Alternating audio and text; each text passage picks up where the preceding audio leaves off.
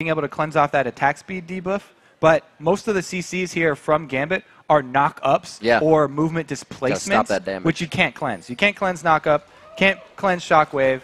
The only thing he would be using that on would probably be the attack speed debuff or the Sona Crescendo. So we'll have to see how Gambit can make use of this. They'll probably be looking towards Dragon a lot earlier than before because they have a really high Dragon potential, especially when Malphite is 6 and Sona is 6.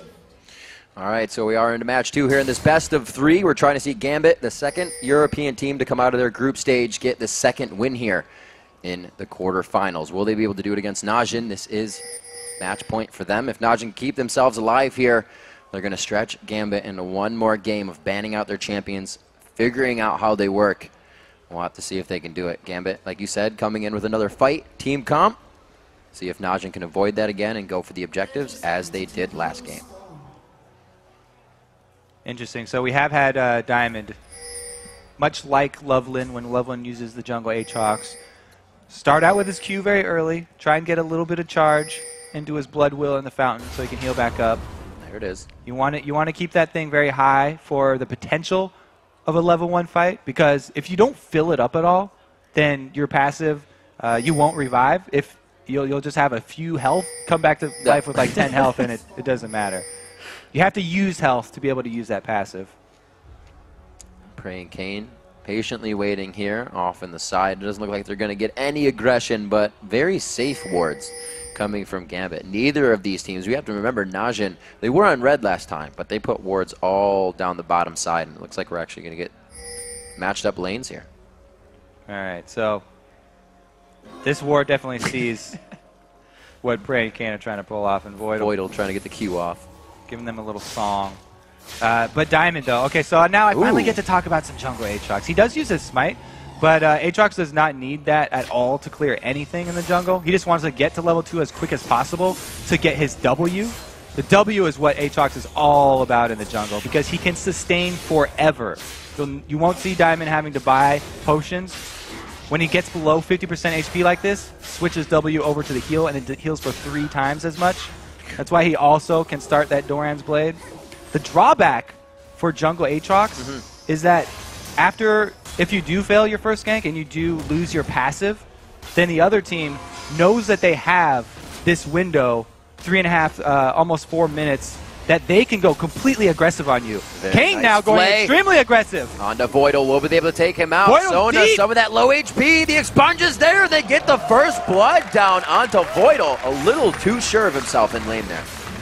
Kane able to walk up right in range for that flay, and there was no coming out for Voidal. Didn't even burn his flash there. Just resigned to his death. Good bit of trade in damage. We see Alex trying to grab an upper hand in mid as well. Draw attention there. All the buffs now picked up by Diamond. We'll see if he can get into a lane and facilitate any kind of gank for his team.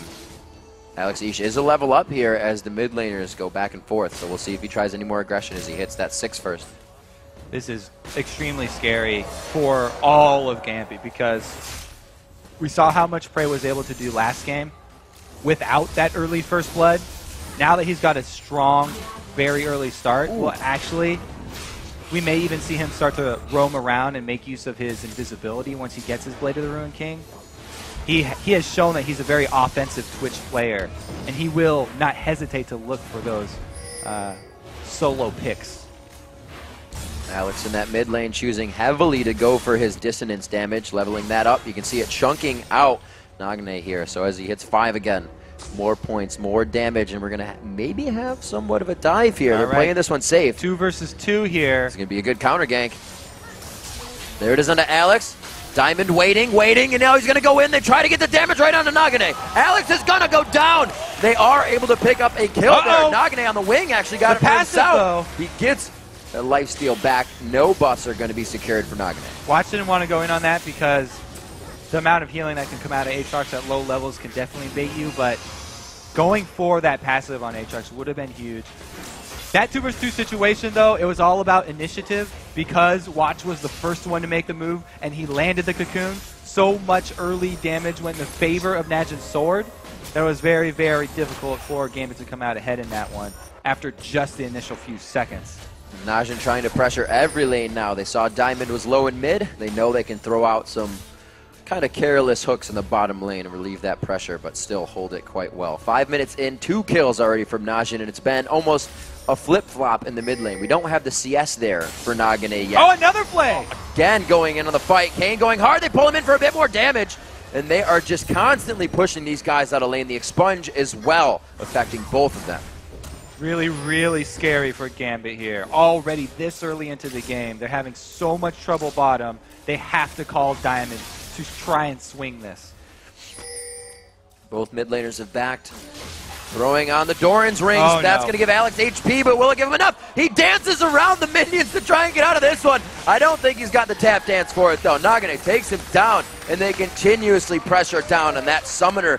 Summoner's gone mid lane. This also draws Diamond away from the bottom lane. He can't farm the jungle. He has to show in lane. So Najin Sword have complete control right now. They can take advantage knowing there's no more threat can come out of the fog of war. Beautiful job by Watch here. This is why he was talked up so much for the early ganks. He immediately repeat ganks Alex because the flash is down. And now with a champion that he can activate some ganks on, he can use the mechanics that Monty was talking about. He already gets his team 3 up, 6 minutes into the game, participated in 2 of those kills. Looks like they are going to secure Dragon sub 7 minutes as well. That's going to be very good for them right now with a 2,500 gold lead, 3,000 gold lead actually.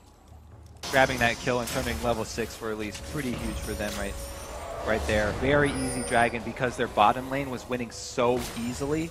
If he ganks mid, then that means there's no way that Gambit can come contest it. Bottom lane's losing, mid is dead, and Diamond is in the middle lane here showing. So very, very good capitalization here from Najin Sword. Looks like switching up the jungle position to be a much more aggressive jungle, really much more their style, and they feel like they're playing much more of a normal game for them.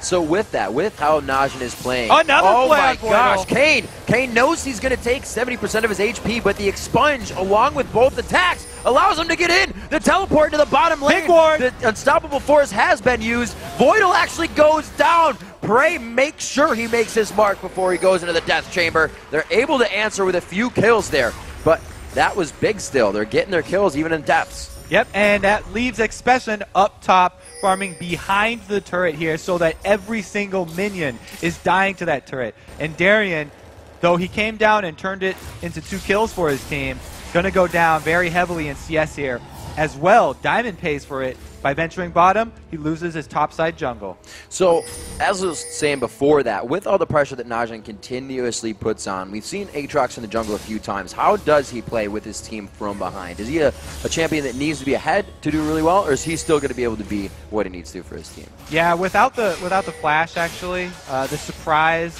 ganks from him, they definitely need setting up. Because it's very hard to get that Q to hit on people that see you coming. He has a very easy time of farming his jungle, but he needs to help all his lanes. So that's why he's, again, rushing this Cutlass. That's going to give him an extra slow. Okay. And he's going to have to make sure that he has vision of Watch, because if Watch is there, the even fights are going to go in Najin Sword's favor. This is the most difficult time for a jungler, when all of your lanes are behind. You have to be very careful about where you gank, because if the other jungler counters, you're going to lose. So, already we see the pink wards coming out again. 2 in that bottom lane, keeping Prey and Kane safe, with 1 just above them in the mid lane for the rotation as well. They have clear aggression on this turret. Kane is almost 6 as well, so that may mean something for an initiation there. And Watch has just shown bottom there as they use the pink ward and clear it out. So it's very dangerous here from Gambit. He even wards behind them to know that this is a safe dive. Oh, Genja face checks it. Warding your flanks, one of the safest things to do, and it allows them to go even deeper on the fights. Fight Genja 1v1, even in a pile of minions. Watch, almost turning that into a bad situation. Kane takes another hit. This is going to be an eco. No, he misses Kane. Oh, there's just a flash on the outside. Throws down the ultimate, tries to get himself in. That's the flash we were talking about that he needed. Didn't have to walk Alex, it in. Though. A good ward. The pink wards are actually being used for somewhere they're not really going to be fighting in right now. So a little bit of money may be wasted here, but they'll have control and the guard on this turret. Even with those mobility boots, Diamond was barely able to follow up on that. Again, Watch makes the first move, gets hugely rewarded here. It's been all about initiative in this jungle. Meanwhile, the turret dive that was going on underneath it, another very well played initiation by Kane. He is. They might start banning out the Thresh. Kane has just been plays on top of plays in that bottom lane. Keeping it very safe, especially in the non-sustained lane, to be taking that early level burst from a Corki, from a Sona, and still be able to hold your own. So much play by those two. Much better than last game, and they're coming out on top. 73 to 44 in CS is a bit painful for the AD carries. Yeah, we saw this was going to happen very early on after Kane made the initial 2 versus 2 first blood onto Voidal there, and it's been very hard for Genji to get back into it because of the repeat attention they've received. And it doesn't look like Najin Sword are a team that gives up on a weak lane. They continue to go back again to the bottom lane, just making Voidal. Voidal stays! Oh, Genji leaves, Voidal stays. It's the thing is that one person's making it out, but even if you're the last one in the Stampede, you're the one that's going to get caught. Live, Genji. Live. It was nice knowing you. Voidal dies by his turret. And that shows just how much control that Najin has right now. Even with the pink board in the bottom brush, the power that they're holding, Voidal knew. He's like, I'm going to be the second one to leave. I'm still going to die. Genji, you make it out. We'll be able to get mid. Expression answers back with top, and they're still pressuring the second tier. That's a good thing for, there have jungle Aatrox here. Jungle Aatrox can get plus 90% attack speed with a full Bloodwell and his ultimate activated.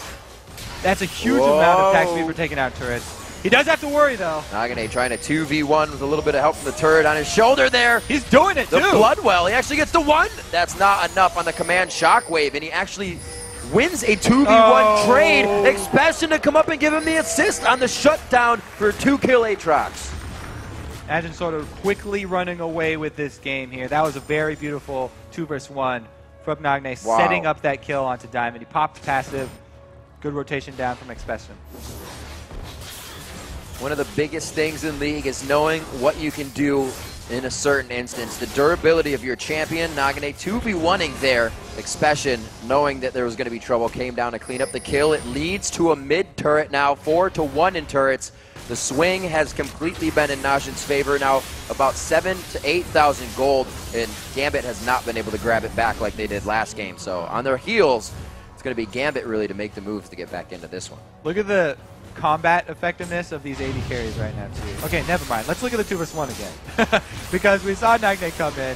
The Ignite last tick gets the passive. So during the revive, he's actually 1 versus 1ing Alex and gets the shockwave out as well. I like the last Spirit Rush in.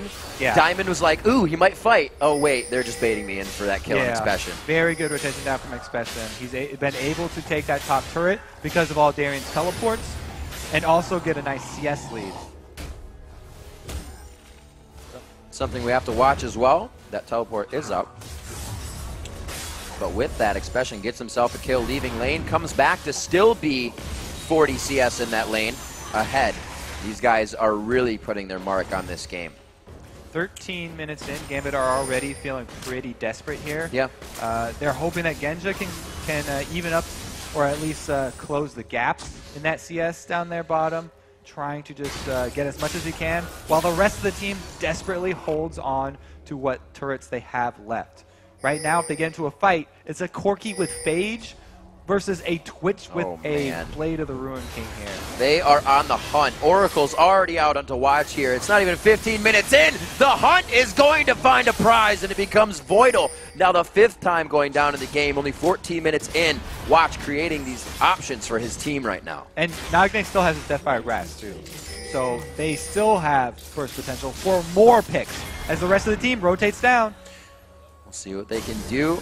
They don't have to worry too much. They still have their hard hats on, but they know even a semi-failed dive is going to go in their favor at this point with the lead that they have. The strong 8,000 gold 15 minutes in. Already getting that split push on with Renekton in the top lane. And he's already able to itemize onto that magic resistance, so these guys are almost ready to fight. Continue to take it to the inhibitors. Sword are not going to let Gambit back in this game either. You can see Watch investing his money into that Oracle's Elixir so that he can continue to play the same style he has been. He clears out all the wards from Gambit so he can, again, make these picks over and over again.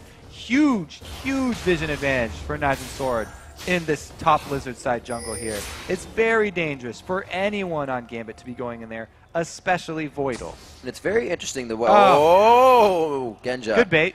He's just scratching his nose. He's like, yeah, I see you. Don't worry about it. He gets himself out. And it's interesting to watch, you know, the way that Nagane plays mid. He was down in CS in both games on Alex. Alex actually had the first back, but Nagane's positioned himself, made plays, and been in the plays to still be up. Still not worried that he's down in farm. They kind of know when it's going wrong and when they can be down 20 to 30 CS. Right now it's working out for them. Oh, Voidal. No, not too close. They're getting some good takes there. They're wasting the cooldowns. He was ready. The flash. Voidal was ready for that flash there. He knew there was a high percentage chance somebody was waiting in there. Just wanted to get the ward down, but his finger was over flash. Prey looking for that assassination we were talking about. He's stealth next to Diamond. Diamond able to jump out of that barely, though. And Prey still going for that attack speed build. Looks like he is scaling the Q. He used his Blade of the Rune King active as well on Diamond in that last attempt at a hit. These guys, they dive this mid turret like you would dive the outer second tier turrets. The ability to go behind the turret's a little harder in mid, but they don't care. They're going to do it anyways. 9-3 there, picking up the 6th turret of the game. The global gold increases even more. And from a game that we had within hundreds of gold, that was even in gold, there's a 10K gold lead now, 16 minutes in for Najin Sword. Started very early with the advantage bottom and then just completely got out of hand with Watch's interference. Nagne does not go deep. He is a very safe player.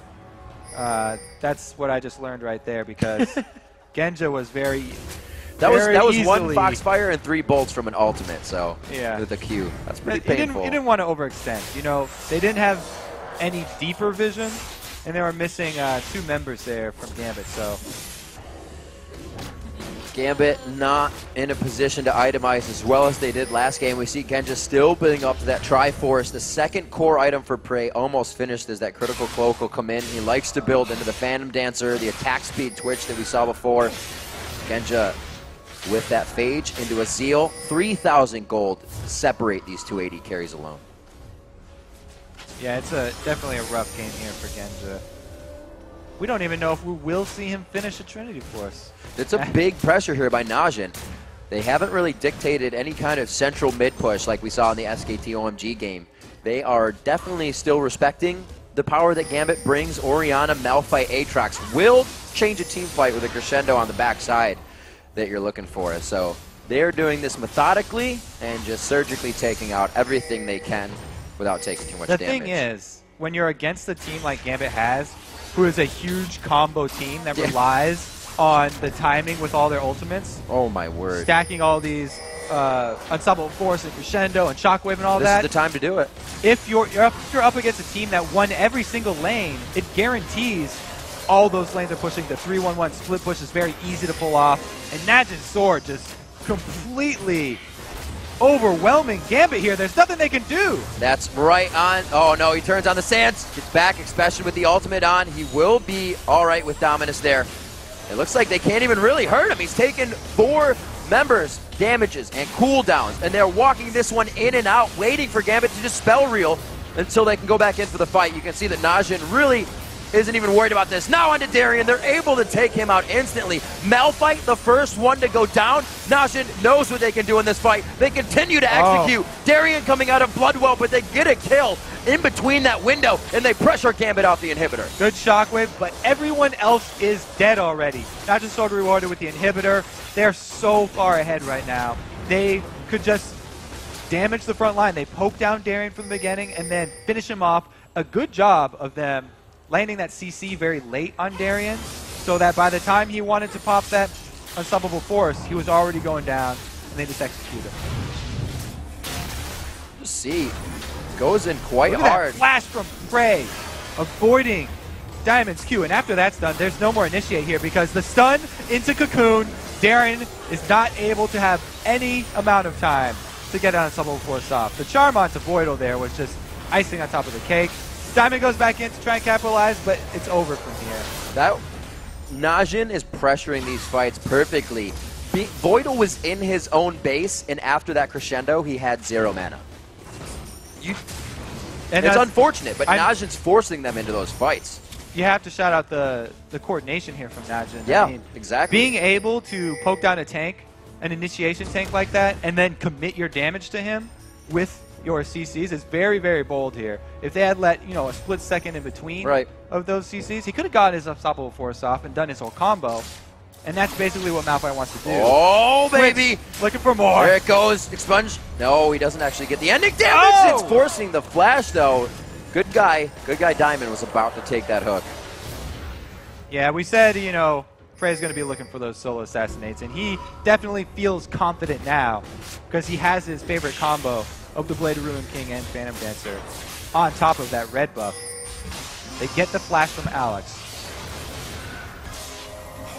Let's take stock of what is going on here. Expression running rampant in the top lane. 205 CS to his lane partner, 150 on Darien. We also see it's kind of matched up back and forth on the lanes. 102 CS for Diamond to 70 in the jungle, 177 to 159, which Nagane has been closing in on. Darien, again, hit up first. So the thing about the CS here between the jungles is actually, Diamond wasn't even hard farming his jungle. Right. It was because Watch was making the first moves on his ganks, he would kill the laner, and then Diamond would have to show up in that lane to hold the lane. The extra farm he has is just lane farm because he was late. Prey again, right next to everyone. Just, whoa, he gets hit in the face with the Unstoppable Force, but he's brought back into the fight by Kane. A great move there. He actually picks up a kill off of it as well. Amazing coordination in the team fight. Yeah, we finally got to see the long-range Dark Passage there. It's so late, though, that Najin Sword, they definitely didn't even really need that huge play, but they're going to walk this one in. Gensha continuing to run from the giant crocodile. And you even said it, Kobe, he's a bit behind on that build. 22 minutes in, we've seen 13-minute Triforces come out. They are making sure to put the entire team of Gambit on an island here in each one of their lanes. Second inhibitor is going to go down here. 3 members up. Alex going to revive soon. They might be able to defend their double Nexus turrets. Najin Sword could play safe here, and they do. They're just going to take that gold and not throw away their advantage. This is the momentum now coming in as we see Frey this goes fight. In right next to Malphite. He says, okay, you're going to Unstoppable Force me? Not scared. Meanwhile, Voidal on the other side was 100% bursted down through the seed there. Even though he got off the crescendo, there was no hope for Gambit coming back from that one. Diamond didn't follow up on that Unstoppable Force either. He used the Dark Flight to run away. I thought they had it in the beginning there. It was a great pressure out by Darien. But the plays and coordination coming in very strong. Najin, with that one game under the belt on the stage, seems like they have warmed up quite a bit here and are able to stop the momentum of Gambit throughout these group stages. Yeah, definitely their bottom lane showed up big. Yep. Their jungler, new face here with Elise rather than Nunu, and it's completely different team here. The kills spread out a little better for them, beating out everybody at 2-0 and 5 in the top, 3-0 and 8 for the jungler. They are getting the kills onto Nagane this game at 6-0 and 5. Everybody enough kills to be thousands of gold over their opponents right now, and they are now going to focus this bottom lane as the map is objective free and only turrets and inhibitors in their eyes. 3 more stand on the map for Gambit, and they're going to try to hold strong. All right, Genja has finished his Trinity Force, so he at least got to get that item one time here, and they actually have a good amount of burst now. If they can actually land this CC combo, they will have a chance at taking out Prey, but if they are not able to capitalize on it, it's just going to be Najin Sword walking in. One turret goes down, a nice crescendo by Voidal, but he goes down. Was it in vain? Watch is now into the fight. Alex H gets exploded instantly. Not the Zanya's there to be activated. Genja on the back line is trying to get back into the fight. It's going to be an ace. The double kill coming out big for Prey. Very well played and a complete change in mindset, gameplay, and play style from Najin here in Game 2. And Gambit finally got to try and pull off their combo right there, but it was not enough. They're just way too far behind in items at this point. Congratulations, Najin Sword. That's all she wrote for Game 2, ladies and gentlemen. We take it to a Game 3. Najin Sword turning it up a notch here in Game 2 to bring it to 1-1 in the best of 3 series. This just got a whole lot more exciting. So, we see that switch of Nunu in the jungle. I think Monty was a little right when that hindered a lot of any mechanics and strategy that could be done with the dive. A little bit more of a dive composition, I should say. A little bit more focus on Nagane help in the middle. They really came through on that one. And the bottom lane did its own job. They didn't even need any help.